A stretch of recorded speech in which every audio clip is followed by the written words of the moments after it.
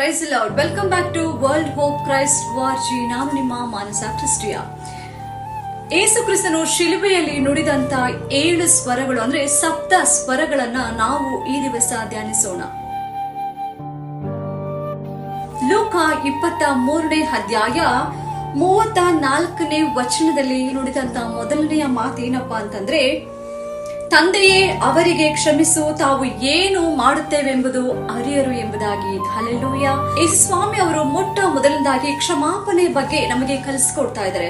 ಆತನು ಶಿಲುಬೆಯ ಮೇಲೆ ಇದ್ದರೂ ಕೂಡ ಇಲ್ಲಿ ಕ್ಷಮಾಪಣೆಯ ಬಗ್ಗೆ ನಮಗೆ ಪಾಠವನ್ನ ಕಲಿಸ್ತಾ ಇದ್ದಾರೆ. ತಂದೆ ಅನ್ನುವಂತ ಕೂಗು ಇಲ್ಲಿ ತಂದೆಗೂ ಮಗನಿಗೂ ಹಾಗೂ ದೇವರಿಗೂ ಮತ್ತು ಆತನಿಗೂ ಇರತಕ್ಕಂತ ಒಂದು ಸಂಬಂಧವನ್ನ ಸೂಚಿಸುತ್ತೆ. ಯೋಹಾನ 10:30ರಲ್ಲಿ ಯೇಸು ಸ್ವಾಮಿ ಅವರು ಹೇಳ್ತಾರೆ, ನಾನು ತಂದೆಯು ಒಂದಾಗಿದ್ದೇವೆ ಎಂಬುದಾಗಿ. ನಾವು ಏನು ಮಾಡುತ್ತಾರೆ ಎಂದು ಅರಿಯರು ಅನ್ನುವಂತ ಮಾತಿನಲ್ಲಿ ಯೇಸು ಸ್ವಾಮಿ ಅವರ ಪ್ರೀತಿ ಮತ್ತು ದಯೆ ಮತ್ತು ಕರುಣೆ ಇಲ್ಲಿ ಆತನು ತೋರಿಸುವುದನ್ನು ನಾವು ಕಾಣಬಹುದು.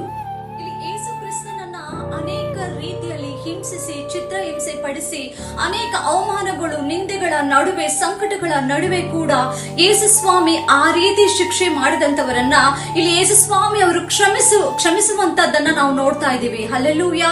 ಇಲ್ಲಿ ಯೇಸು ಸ್ವಾಮಿ ಅವರು ಕ್ಷಮಿಸುವಂತ ಗುಣವನ್ನು ನಮಗೆ ಹೇಳಿಕೊಡ್ತಾ ಇದ್ದಾರೆ. ಮತ್ತಾಯ 5:44ರಲ್ಲಿ ವಾಕ್ಯವು ಹೇಳಿರುವ ಪ್ರಕಾರ, ನಿಮ್ಮನ್ನು ಹಿಂಸೆ ಪಡಿಸುವವರಿಗೋಸ್ಕರ ನೀವು ಪ್ರಾರ್ಥಿಸಿರಿ ಎಂಬುದಾಗಿ ಹೇಳಿದ್ದಾರೆ.